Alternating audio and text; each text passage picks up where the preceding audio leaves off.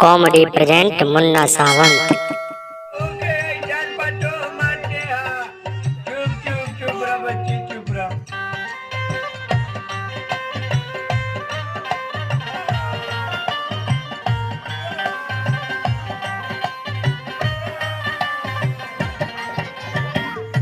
जब जब याद आवे वो कर मीठी बोलिया लगी झलक का करे जवा में गोलिया।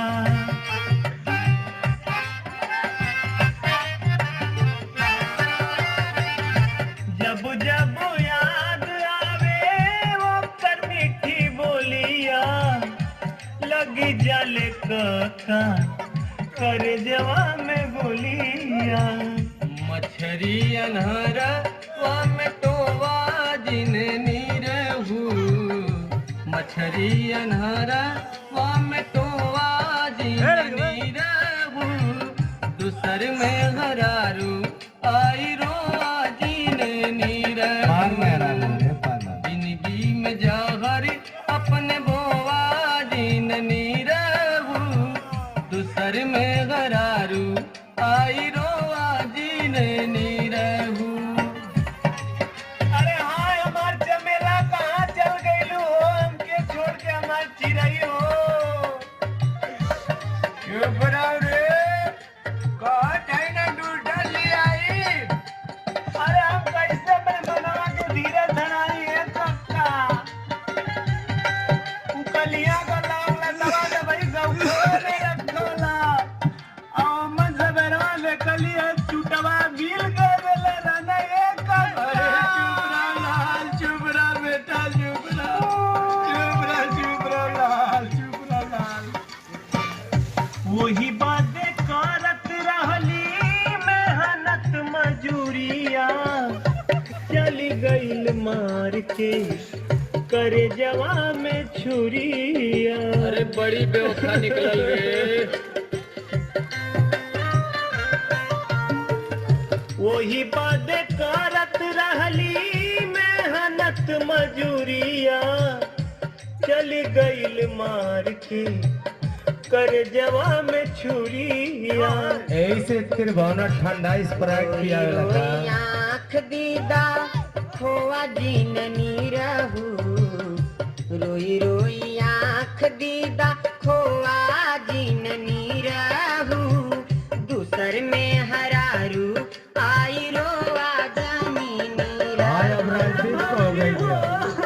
जहर अपने बोआ जानी नीरहू जिंदगी में जहर अपने बोआ जानी नीरहू दूसर में हरारू आई रोआ जानी नीरहू दूसर में हरारू आई रोआ जानी नीरहू।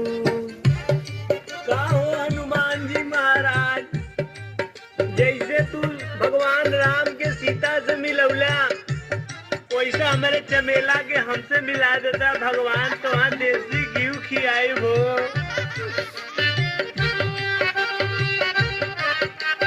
ऐसे ना तेरे भावना से राजनीति पूरा का हो गई यार।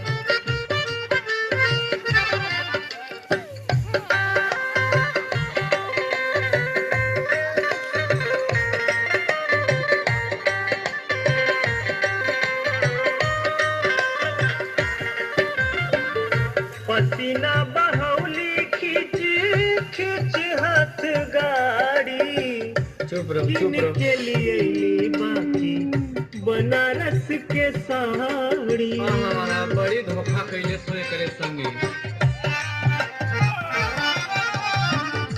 पसीना बहौली खींच खींच हाथ गाड़ी अच्छा किन के लिए बाकी बनारस के साड़ी। अरे सूट सलवार पहना थे ऐसे में तेरे भावना से सोर धोआ जीन नीरहू भौजी हो अपने से आपन सोर धोआ जीन नीरहू दूसर में हरारू आई रोआ जानी नीरहू कटले पनून जाने दारा मोत पनून जिन दारा